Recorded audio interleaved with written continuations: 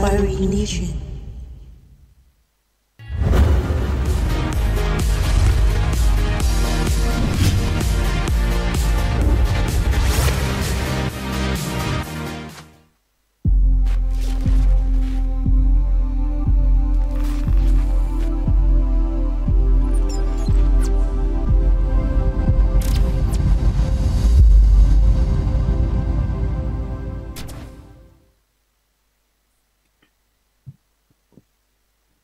Assalamualaikum warahmatullahi wabarakatuh. Salam sejahtera untuk kita semua. Halo Sobat Andi, selamat bertemu kembali dalam program kelas online Andi Academy bekerja sama dengan PGRI dan Ekoji Channel Academy dalam seri Menjadi Guru Milenial Hebat bersama PGRI. Kali ini kita bersama akan belajar tentang Merdeka Belajar. Tentunya Sobat Andi tidak asing lagi dengan kata Merdeka Belajar. Terlebih saat ini kita sudah mengimplementasikan kurikulum Merdeka Belajar. Meskipun masih ada beberapa sekolah yang belum dapat mengimplementasikan Merdeka Belajar. Lalu apa itu Merdeka Belajar dan bagaimana cara mengimplementasikannya? Mari kita ikuti pemaparan berikut ini. Merdeka Belajar, tantangan dan implementasi dalam sistem pendidikan.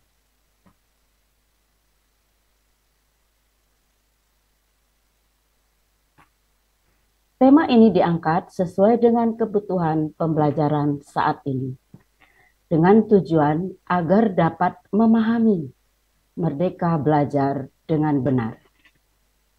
Merdeka Belajar bukan tanpa aturan, tetapi melibatkan anak-anak dalam membangun kesepakatan untuk komitmen pada tujuan belajar. Merdeka Belajar merupakan pembelajaran yang mandiri terhadap cara yang memungkinkan setiap murid bahagia dengan caranya dan tetap sesuai dengan kesepakatan bersama. Latar belakang dari Merdeka Belajar. Istilah Merdeka Belajar diperkenalkan pertama kali oleh Mendikbudristek Nadiem Makarim. Sebelumnya, beliau mempelajari teknis sistem pendidikan di Indonesia selama 3 bulan. Hasil yang dipelajari dari masukan-masukan bahwa sistem pendidikan selama ini terkungkung dengan banyaknya administrasi dan aturan. Sistem pendidikan selama ini sudah diatur, diberi, dan disiapkan. Artinya bahwa pada waktu itu ya semua sudah disiapkan. Kita tinggal memakai saja. Dengan adanya Merdeka Belajar, banyak yang menjadi bingung karena sudah terbiasa dengan yang sudah ada dan sudah disiapkan pada waktu itu. Sehingga pada saat ini banyak sekali para rekan guru atau beberapa teman masih dibingungkan dengan keadaan ini. Merdeka Belajar, guru diberi kemerdekaan untuk berinovasi sendiri sesuai dengan kemampuan dan karakter peserta didik di daerah masing-masing.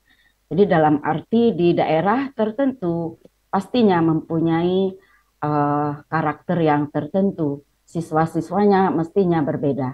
Maka kita diberi kesempatan untuk berinovasi. Tentunya tidak keluar dari prinsip-prinsip yang baik. Tantangan implementasinya adalah jangan takut dan jangan panik. Maka pentingnya edukasi dan sosialisasi tentang pendidikan untuk memotivasi Merdeka Belajar. Selanjutnya kita akan mendengarkan pemaparan Merdeka Belajar mulai dari pengertian Merdeka Belajar. adalah program kebijakan baru Kementerian Pendidikan dan Kebudayaan Republik Indonesia, Kemendikbud RI, yang dicanangkan oleh Menteri Pendidikan dan Kebudayaan RI Kabinet Indonesia Maju, Bapak Nadiem Anwar Makarim. Esensi kemerdekaan berpikir, menurut Nadiem, harus didahului oleh para pendidik sebelum mereka mengajarkan pada siswa-siswa. Nadiem menyebutkan kompetensi guru di level apapun tanpa ada proses penerjemahan kompetensi dasar dan kurikulum yang ada, maka tidak akan pernah tersampai pembelajaran atau tidak akan pernah terjadi pembelajaran tersebut. Merdeka Belajar yang diperkenalkan pertama kali oleh Menteri Nadiem Makarim membuat banyak guru masih asing untuk mendengarkannya, apalagi melaksanakan. Meskipun sebenarnya bukan hal yang baru lagi. Merdeka Belajar ini sudah pernah dibumikan oleh Bapak Ki Hajar Dewantara. Ada yang berpendapat bahwa Merdeka Belajar itu bebas, tidak ada aturan, asal menyenangkan. Namun tidak seperti itu yang dimaksud. Merdeka Belajar yaitu komitmen pada tujuan, mandiri terhadap cara, dan mau berefleksi. Tiga hal ini merupakan suatu siklus yang saling berhubungan atau saling terhubung. Selanjutnya, contoh pembelajaran di kelas, seperti apakah ya Merdeka Belajar itu?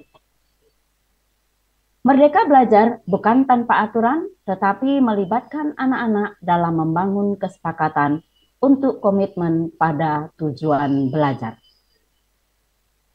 Merdeka Belajar merupakan pembelajaran yang mandiri terhadap cara yang memungkinkan setiap murid bahagia dengan caranya dan tetap dijalankan kesepakatan bersama.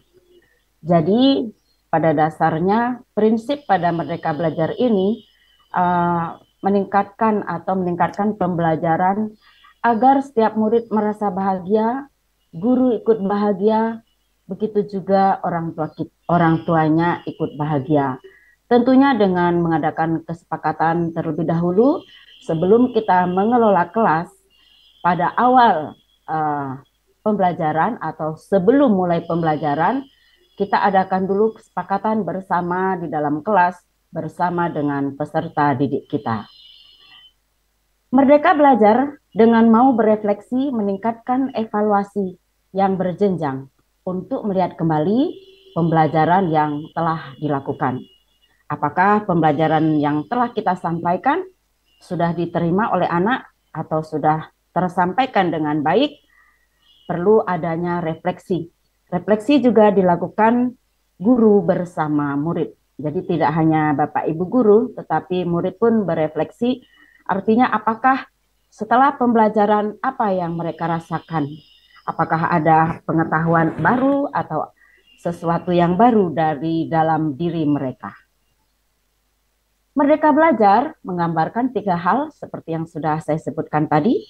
Yang pertama adalah menetapkan tujuan belajar sesuai kebutuhan, minat, dan aspirasinya, dan bukan karena didikte pihak lain. Artinya kita dapat mengetahui minat dari anak didik kita. Caranya tentunya dengan menggunakan atau memberikan tes awal, tes diagnosa. Di situ kita bisa mengetahui peserta didik kita berada pada minat yang mana. Apakah dengan audio, dengan visual, ataupun dengan kinetik. Bahkan ketiganya pun bisa kita satukan. Yang kedua, menentukan prioritas cara dan ritme belajar, termasuk beradaptasi dengan hal-hal yang baru yang lebih efektif. Tentunya kita adaptasikan dengan hal-hal yang baru yang pastinya dengan cara yang lebih efektif. Kemudian yang ketiga, melakukan evaluasi diri untuk menentukan mana tujuan dan cara belajar yang sudah efektif dan mana yang perlu diperbaiki. Disinilah perlunya evaluasi berikut refleksi, sehingga kita dapat mengetahui sampai di mana pembelajaran kita diterima oleh siswa. Terkadang ada yang sudah dapat diterima dengan baik, namun ada yang belum.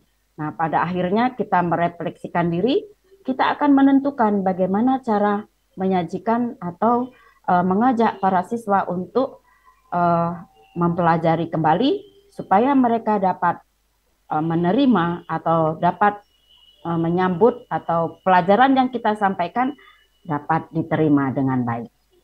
Nah, maka dalam hal ini kita sudah tahu bahwa merdeka bukan berarti bebas atau freedom, tapi kemerdekaan yang independence, mengarahkan tujuan, cara, dan penilaian belajar.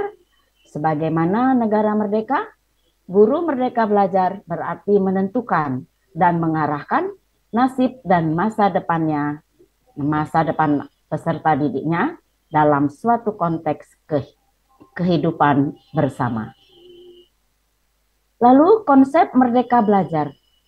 Konsep merdeka belajar yang dibawa Ki Hajar Dewantara bagi bangsa kita, bagi bangsa Indonesia dengan harapan tak digerus dengan perkembangan zaman, adalah bahwa merdeka belajar itu berarti merdeka atas diri sendiri.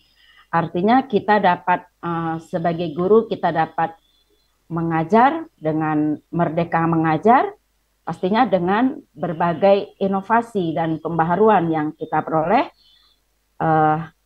pastinya sesuai dengan aturan, dengan capaian pembelajaran dan alur tujuan pembelajaran.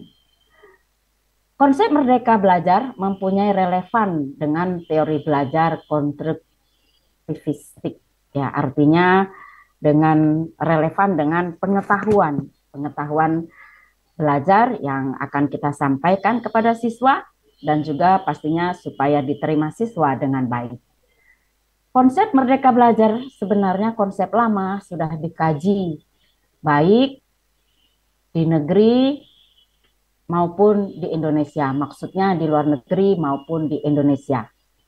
Konsep merdeka belajar yang diusung oleh Menteri Nadiem Makarim ini mengingatkan akan merdeka belajar yang dibumikan oleh Ki Hajar Dewantara, bahwa sangat memperhatikan bakat dan minat anak dalam belajar. Maka budaya belajar merdeka harus tetap dipertahankan. Memperhatikan bakat dan minat artinya setiap siswa pasti mempunyai kelebihan dan kekurangan. Oleh karena itu kita perhatikan peserta didik kita atau siswa kita berada di minat dan bakat yang mana agar kita dapat mengikuti gaya belajar mereka. Program Merdeka Belajar ada 4 program menurut Nadiem Makarim. Awalnya yang pertama ujian sekolah berstandar nasional. Arah kebijakan baru penyelenggaraan USBN, kata Nadiem, pada 2020 akan diterapkan dengan ujian yang diselenggarakan oleh sekolah. Ini juga adalah salah satu bentuk dari Merdeka Belajar. Jadi setiap satuan pendidikan sudah mempunyai atau sudah dapat menyelenggarakan ujian sekolah sendiri yang sesuai dengan aturan pastinya. Yang kedua, ujian nasional. Mengenai ujian nasional, tahun 2020 merupakan pelaksanaan ujian nasional untuk yang terakhir kalinya. Untuk yang terakhir kalinya. Jadi setelah itu, setiap satuan pendidikan merdeka untuk melaksanakan ujian sekolah masing-masing. Yang ketiga, untuk penyusunan rencana pelaksanaan pembelajaran, Kemendikbud sudah menyederhanakan dengan memangkas beberapa komponen, sehingga sekarang sudah semakin ringkas. Dan yang keempat, peraturan penerimaan peserta didik. Dalam penerimaan peserta didik baru, Kemendikbud tetap menggunakan sistem zonasi dengan kebijakan yang lebih fleksibel untuk mengakomodasi ketimpangan akses dan kualitas di berbagai daerah. Lalu, apa tujuan Merdeka Belajar? Tujuan Merdeka Belajar yang jelas yang pertama adalah memberi kesempatan anak untuk mendapat akses kebebasan pembelajaran. Yang kedua, mengembangkan kemampuan kesempatan berinovasi. 1 dan 2 ini, baik guru dan siswa diberi kesempatan berinovasi. Siswa juga dapat menyampaikan usul, menyampaikan pendapat atau kreativitasnya untuk kemajuan belajar atau untuk di dalam kelas supaya pembelajaran lebih bermakna. Menyiapkan mahasiswa menghadapi perubahan sosial, budaya, dunia kerja, dan kemajuan teknologi yang pesat. Kompetensi mahasiswa hingga dapat bersaing pada lulusan-lulusan luar negeri, baik dalam negeri maupun luar negeri, sehingga mereka bisa dapat bersaing. Meski kita sering ketahui bahwa banyak penilaian mahasiswa kita yang mempunyai nilai yang tinggi, namun sulit sekali untuk mencari pekerjaan karena kurangnya komunikasi bagi anak itu, bagi mahasiswa itu sendiri. Berikutnya, memberi kesempatan unit pendidikan yaitu sekolah, guru-guru, dan semua pihak tentunya yang mempunyai kebebasan untuk berinovasi, kebebasan untuk belajar dengan mandiri dan kreatif. Hal ini sudah dibuka peluang untuk berinovasi secara kreatif, karena memang pada tahap implementasi pendidikan, kalau kita melihat pada capaian pembelajaran, itu memang buku yang tersedia tidak seperti pada masa lalu. Kita siap pakai, siap menyajikan kepada siswa kita. Namun saat ini memang kita harus berinovasi sendiri, mencari dengan berbagai sumber, tentunya juga sumber media, baik buku-buku yang lama maupun yang baru. Lalu, apa sih dasarnya Merdeka Belajar? Tentunya dalam pelaksanaan Merdeka Belajar, kita harus ada dasarnya. Nah, dasarnya adalah kebijakan Merdeka Belajar. Menteri Pendidikan dan Kebudayaan Nadiem Makarim menerbitkan surat edaran SE nomor 1 tahun 2020 tentang kebijakan Merdeka Belajar dalam penentuan kelulusan peserta didik dan peserta didik baru tahun ajaran 2020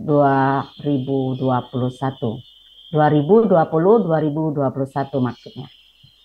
Dilansir dari laman Setkap Selasa 18 Februari, surat edaran yang ditandatangani Sekretaris Jenderal Kemendikbud Ainun Naim atas Mendikbud ditetapkan pada tanggal 7 Februari 2020 dan ditujukan kepada gubernur dan bupati wali kota seluruh Indonesia. Berdasarkan surat edaran inilah kita melaksanakan Merdeka Belajar. Namun sekarang sudah ditetapkan dengan surat keputusan Kemendristek nomor 33 tahun 2022 dan juga nomor 56 untuk kegiatan Merdeka Belajar, kurikulum Merdeka Belajar, dan juga P5. Lalu prinsip Merdeka Belajar. Prinsip Merdeka Belajar berpusat pada peserta didik. Jadi pusat pada peserta didik. Kita sebagai guru merupakan fasilitator. Bagaimana cara mempusatkan pembelajaran kepada peserta didik?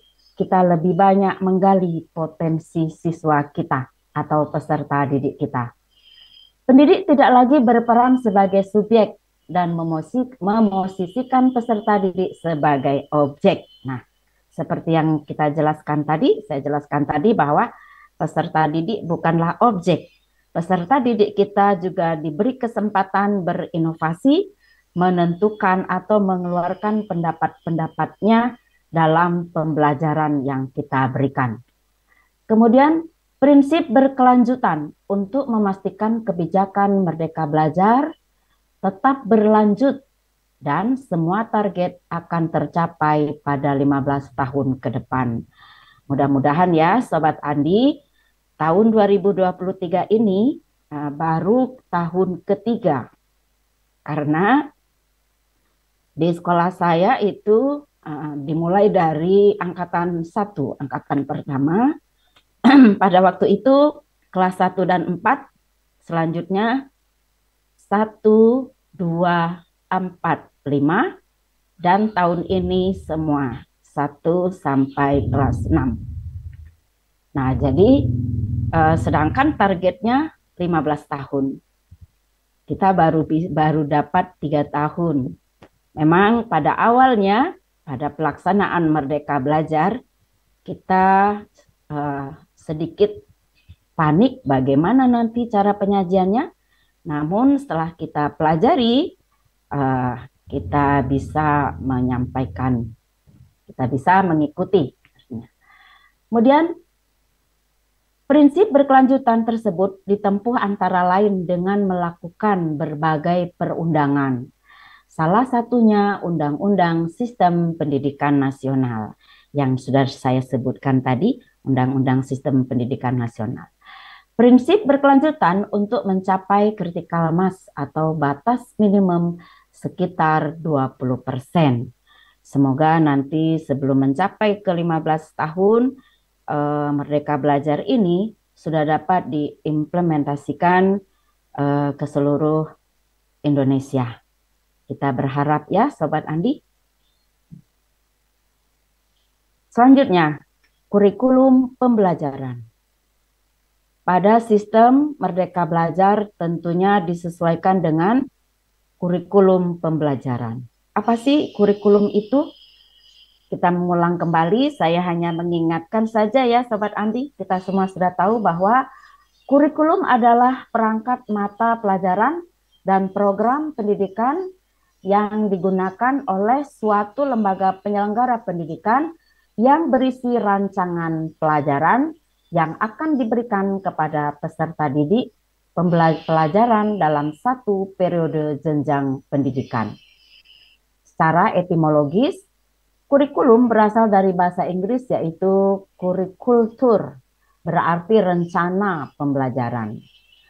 Kata kurikulum sendiri berasal dari kure yang berarti berlari cepat, tergesa-gesa, menjelajahi, menjalankan kurikulum, ya, berusaha. Dalam kamus Webster tahun 1857 secara gamblang, kurikulum diartikan sebagai rancangan sejumlah mata pelajaran yang akan dikuasai oleh siswa untuk naik kelas atau mendapatkan ijazah apabila setelah menyelesaikan studinya.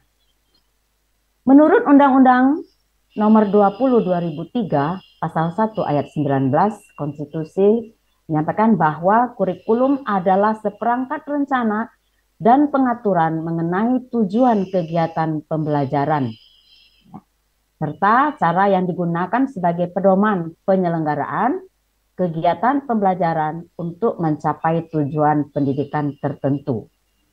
Lebih lanjut, pada pasal 36 ayat 3 disebutkan bahwa kurikulum disusun sesuai dengan jenjang dan jenis pendidikan dalam kerangka negara Kesatuan Republik Indonesia dengan memperhatikan berbagai kepentingan, tentunya dengan memperhatikan berbagai keperluan. Seperti saat ini, kurikulum Merdeka Belajar bukanlah hal yang baru. Kurikulum Merdeka Belajar itu merupakan penyempurnaan dari kurikulum-kurikulum sebelumnya. Jadi Sobat Andi dan guru hebat milenial, tidak usah takut, tidak usah panik bahwa kurikulum itu, kurikulum Merdeka Belajar, menuntun kita untuk berinovasi dan berkreasi. Lalu bagaimana implementasi Merdeka Belajar itu? Sejak didengungkannya istilah Merdeka Belajar, hingga saat ini sudah mulai mengimplementasi Merdeka Belajar, yaitu dengan berbagai model pembelajaran. Cara pengimplementasikannya, yang pertama, dengan pembelajaran outing class. Pembelajaran yang dilakukan dengan metode pemilihan ruang pembelajaran di luar kelas. Tentunya tidak asal kita ajak keluar anak kita. Pada saat kita lelah, yuk kita keluar belajar di luar. Tidak. Namun tetap ada perencanaan.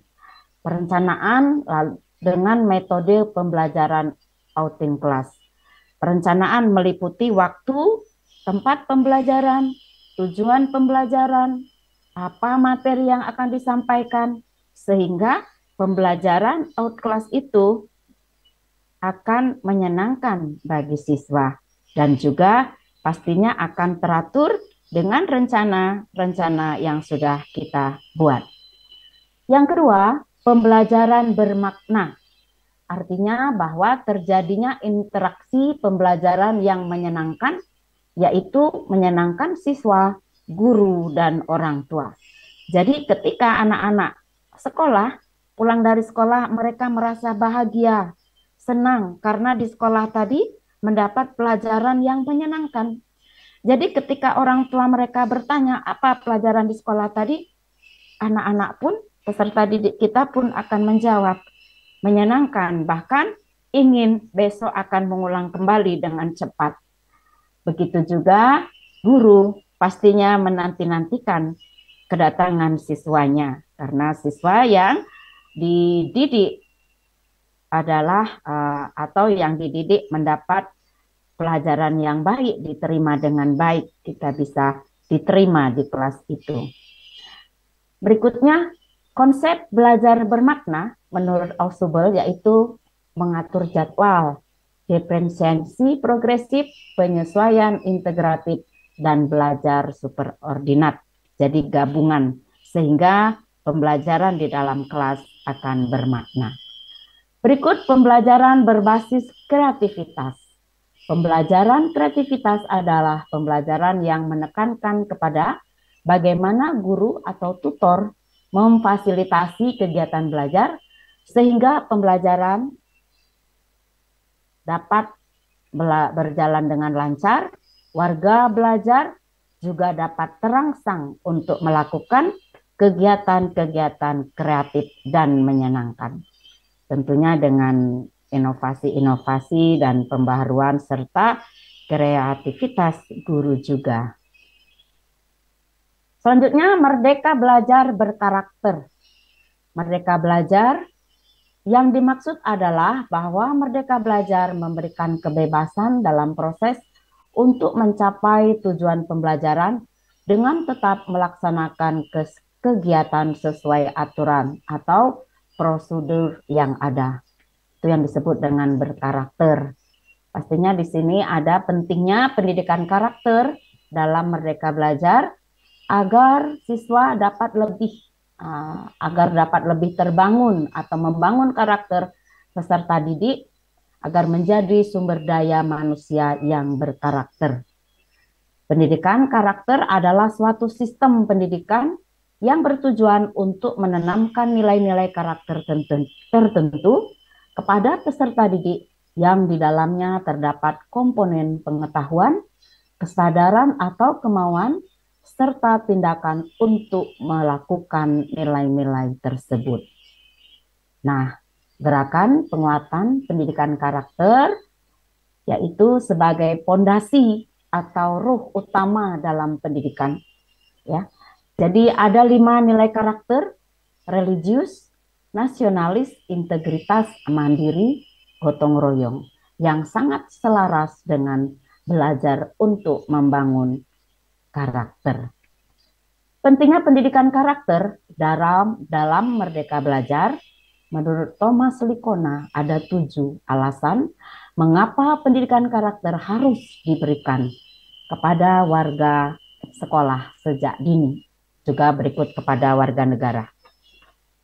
Yang pertama, ini merupakan cara yang paling baik untuk memastikan para peserta didik, para murid memiliki kepribadian yang baik dalam hidupnya.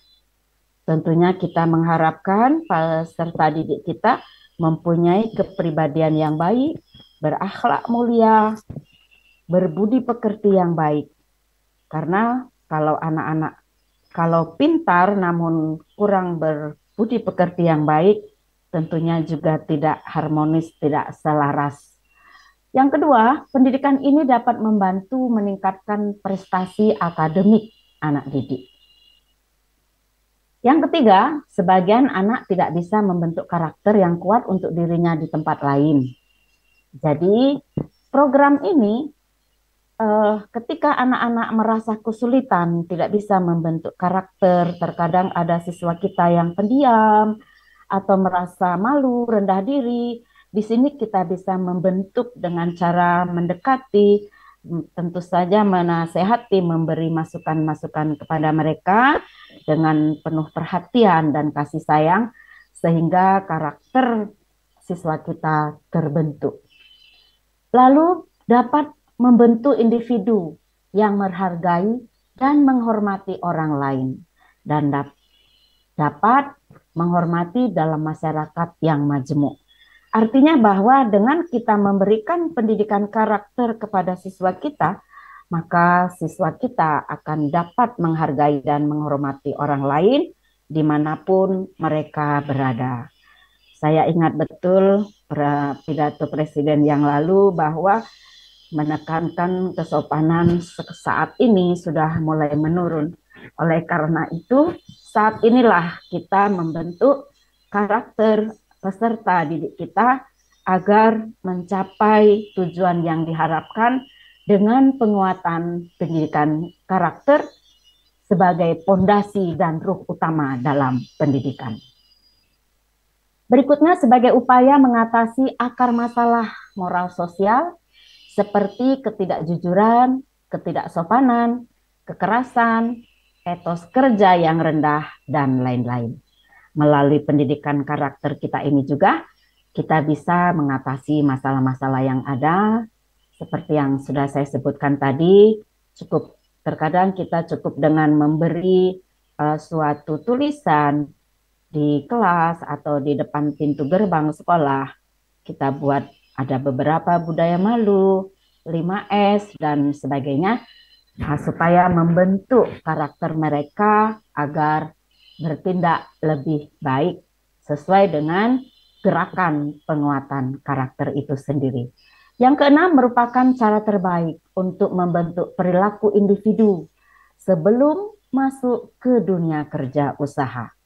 Nah, jadi kalau ini mestinya kepada peserta didik yang lebih dewasa, pastinya pendidikan karakter perlu diberikan untuk membentuk individu sebelum masuk kerja. Pada umumnya sebelum masuk kerja, mereka akan interview terlebih dahulu. Interview itulah akan terlihat karakter mereka. Sehingga sebelumnya, pada mereka sebelum melakukan atau melamar pekerjaan atau sebelum melakukan usaha, perlunya pendidikan karakter bagi peserta didik kita. Jadi pendidikan karakter ini tidak hanya dari peserta didik sejak dini, namun sejak dini juga kepada peserta didik yang sudah dewasa, adalah yang biasa di perguruan tinggi atau di universitas, itu pun masih perlu adanya pendidikan karakter. Selanjutnya, Merdeka Belajar ini sudah mencakup wilayah Negara Kesatuan Republik Indonesia. Jadi negara kita pada umumnya, kota-kota di seluruh tanah air sudah mengimplementasikan Merdeka Belajar. Jadi Merdeka Belajar sudah diterapkan hampir di seluruh wilayah Indonesia. Kurikulum satuan pendidikan disusun berdasarkan atau mengacu pada kurikulum Kemendikbud dengan memperhatikan kebutuhan dan potensi daerah. Merdeka Belajar, kebijakan Merdeka Belajar, Kemendikbud, Kampus Merdeka, bertujuan untuk menciptakan kultur belajar yang inovatif, tidak mengekang, dan sesuai dengan kebutuhan masing-masing perguruan tinggi. Hal ini disampaikan oleh Menteri Pendidikan Kebudayaan Nadiem A. Makarim pada tanggal 24 Januari 2020 pada kebijakan kampus Merdeka, penguatan kebijakan kampus Merdeka. Wilayah implementasi Merdeka Belajar pada umumnya adalah wilayah yang daerahnya terdapat di beberapa perguruan tinggi maupun perguruan tinggi negeri maupun perguruan tinggi swasta.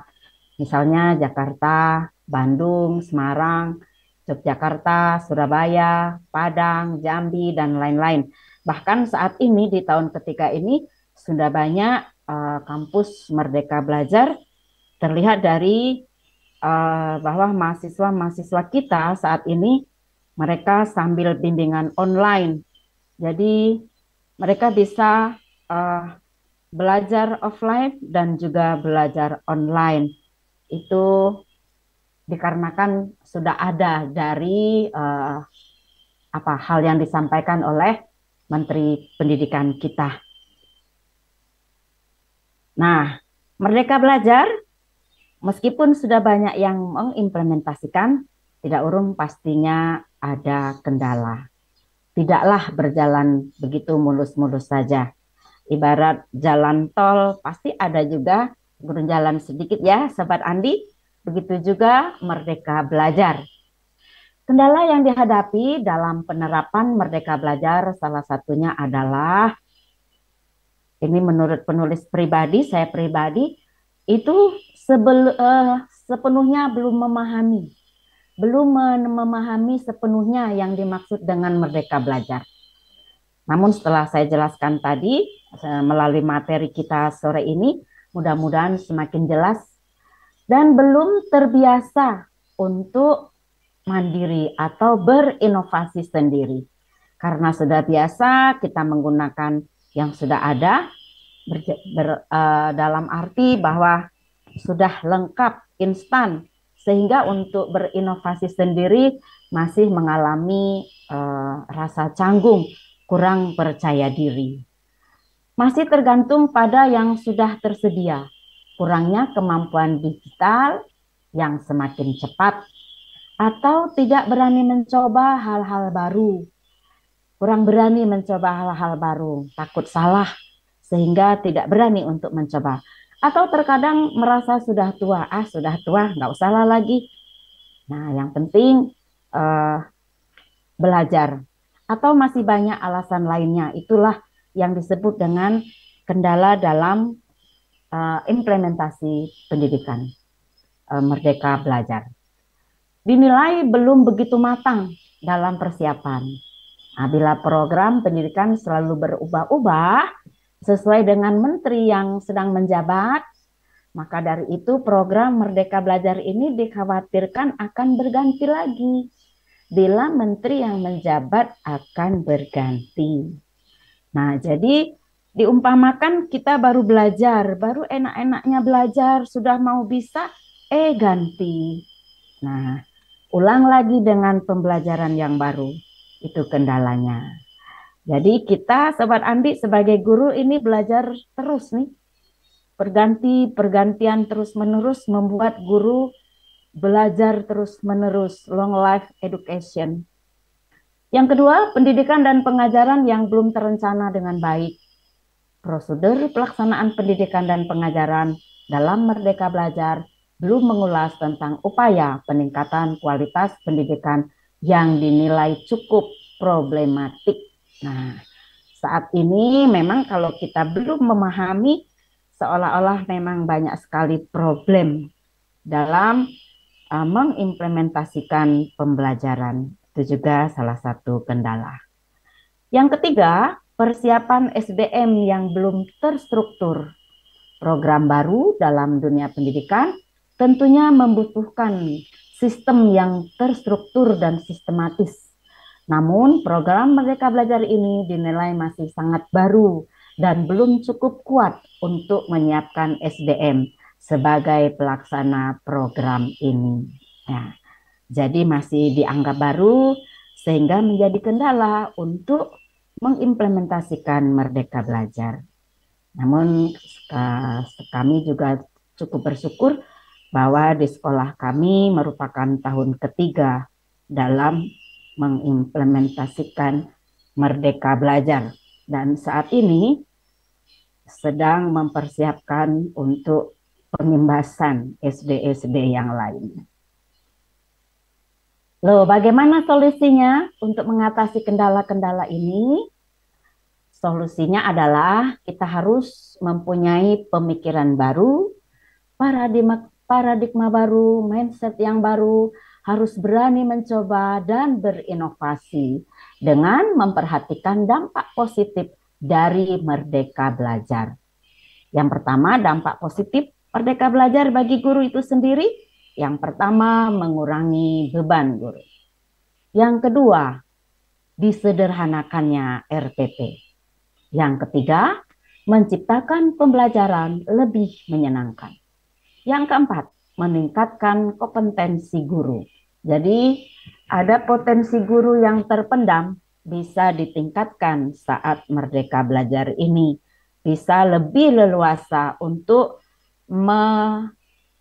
mengeluarkan atau memunculkan kreativitasnya. Bebas berekspresi, artinya dalam batas-batas dan aturan tertentu. Pada dasarnya, Merdeka Belajar bertujuan untuk memerdekakan guru, bebas berinovasi, berkreasi, tidak monoton dengan buku yang sudah ada, tidak menuntut siswa menjadi sama. Jadi artinya tidak semua siswa itu sama, bahwa siswa mempunyai kelebihan dan kekurangan dalam bakat dan minatnya. Mendukung inovasi guru dalam mengajar. Setiap inovasi guru dalam mengajar didukung, diberi keleluasaan untuk mencipta dan berkarya di sekolah itu. Kemudian menjadi guru penggerak. Di tempat kami juga sudah ada 4 guru penggerak. Kemudian penghapusan ujian nasional. Penghapusan ujian nasional ini lebih membuka peluang kita, memerdekakan kita untuk membuat soal-soal ujian sendiri sesuai dengan kemampuan sekolah kita masing-masing, pastinya tetap sesuai aturan yang ada. Belajar terus-menerus seperti yang sering kita dengar, long life education, belajar sepanjang hayat. Ini yang dampak positif bagi guru. Lalu dampak positif bagi peserta didik kita. Ada juga, Sobat Andi, dampak positifnya siswa dapat menjadi lebih inovatif dan kegiatan pembelajaran sekolah, dalam kegiatan pembelajaran di sekolah. Jadi mereka berani mengeluarkan pendapat, berani apabila ada gurunya keliru sedikit, berani meluruskan. Dan kita sebagai guru pastinya harus legowo pada saat kita diluruskan oleh siswa. Aduh, terima kasih nak. Nah, gitu. Kemudian siswa juga dapat lebih bahagia dan fokus dalam pelajaran. Dikarenakan pembelajaran yang kondusif sesuai dengan keinginannya berdasarkan survei yang dilakukan oleh pemerintah untuk pendidikan. Berikutnya dapat menerapkan survei kepada seluruh siswa dengan tujuan sebagai tolak ukur siswa dan sekolah tersebut. Ini biasanya dilakukan dengan AKM untuk mengukur sejauh mana pencapaian pembelajaran di sekolah kita. Membuat siswa dapat lebih sadar terhadap dasar negara Indonesia, yaitu Pancasila, dikarenakan siswa diajarkan untuk memahami dan menerapkan Pancasila dengan baik di sekolah untuk menghindari perilaku-perilaku yang menyimpang di lingkungan sekolah. Nah, di sini ada juga penguatan karakter Pancasilanya. Kita juga menyiapkan P5 untuk pembelajaran di sekolah. Selain itu ada dampak positif bagi kampus Merdeka. Untuk kampus Merdeka tentunya menjadikan dunia perkuliahan lebih fleksibel. Artinya lebih disesuaikan dengan keadaan. Jadi saat ini di sekitar kita sudah banyak sekali para mahasiswa ketika magang mereka juga harus tetap bimbingan. Jadi mereka bisa mengerjakan atau melakukan sekaligus 2, dari magang dan bimbingan. Jadi sambil magang, sambil bimbingan. Jadi mereka tidak perlu datang ke kampus, bahkan mereka belajar secara online atau bimbingan online ketika dalam situasi dan kondisi apapun yang disesuaikan dengan keadaan mereka. Berikut yang kedua, memberikan kesempatan mahasiswa untuk mendalami studi yang diampuh atau yang dipilih mereka. Didalami seperti yang saya sampaikan tentunya dengan bimbingan-bimbingan. Yang ketiga, memberikan wadah kepada mahasiswa untuk terjun ke masyarakat. Jadi kampus Merdeka meskipun mereka masih dalam bimbingan skripsi, sambil belajar mereka juga langsung terjun di masyarakat. Ya, seperti yang saat ini saudara kami sedang lakukan, magang sambil bimbingan skripsi. Ketika pagi magang, siangnya mereka melaksanakan bimbingan. Yang keempat, bisa mempersiapkan diri untuk terjun di dunia kerja. Jadi begitu mereka selesai atau menyelesaikan pendidikan, langsung sudah bisa bekerja, bahkan kemungkinan atau bisa jadi di tempat mereka magang atau di tempat mereka praktek menyediakan lapangan pekerjaan. Jadi itu solusi yang digunakan untuk menghadapi kendala-kendala atau memecahkan kendala dalam hal merdeka belajar.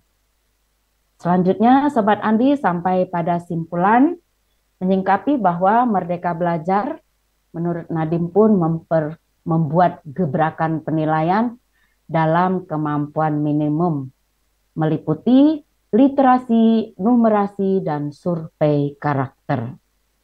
Literasi bukan hanya mengukur kemampuan membaca, tetapi juga kemampuan menganalisis isi bacaan, sehingga anak-anak atau peserta didik dapat memahami konsep yang dibaca. Jadi dapat menyampaikan informasi dari suatu bacaan. Untuk kemampuan numerasi yang dinilai bukan dari pelajaran matematikanya, tetapi penilaian terhadap kemampuan siswa dalam menerapkan kondisi numerik dalam kehidupan nyata. Jadi langsung, praktek langsung dalam kehidupan yang nyata. Survei karakter bukanlah sebuah tes, melainkan pencarian sejauh mana penerapan asas Pancasila oleh siswa. Oleh karena itu, dengan dicetuskannya program Merdeka Belajar akan membawa putra bangsa untuk merdeka dalam arti yang sesungguhnya. Usaha yang dilakukan pemerintah melalui Kementerian Pendidikan dan Kebudayaan ini untuk membantu memerdekakan pelaku pendidikan dengan memberi kesempatan melakukan berbagai inovasi. Diharapkan Merdeka Belajar itu menjadi suatu teriakan revolusi dari Sabang sampai Merauke, supaya esensi dan filsafat dari Ki Hajar Dewantara itu dimiliki bersama. Bukan hanya unit pendidikan saja, tetapi juga masyarakat mengerti mengenai esensi daripada merdeka belajar. Baik Sobat Andi, demikian pemaparan materi kita hari ini tentang merdeka belajar. Semoga materi yang kami sampaikan hari ini dapat memperkaya wawasan kita sebagai pendidik generasi muda bangsa ini. Terima kasih.